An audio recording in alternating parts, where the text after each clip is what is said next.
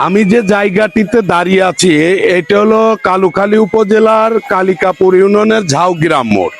তো যে জায়গায় দাঁড়িয়েছি এটা হলো চার রাস্তার মোড়।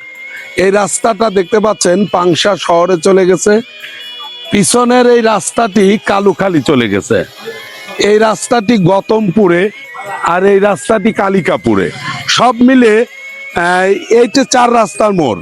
তো এখান থেকে একটা ভ্যান যখন ওঠে, এইটা রানিং হাইওয়ে সড়ক, একটা মোটরসাইকেল দ্রুত গতিতে যায়, ভ্যান কিন্তু না দেখেই উঠে পড়ে। এতে কি হয়, একটা দুর্ঘটনার সম্মুখীন হয়, দুর্ঘটনা ঘটে।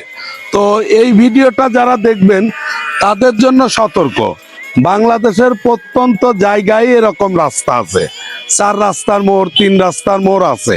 যখন আপনি নিচ থেকে উপরে উঠবেন অবশ্যই দেখে উঠবেন, চারপাশ দেখে সুন্দর পরিবেশে আপনি আপনার জীবনকে সুরক্ষিত রেখে গাড়ি চালাবেন। ভালো থাকবে আমাদের সড়ক, ভালো থাকবে আপনার জীবন।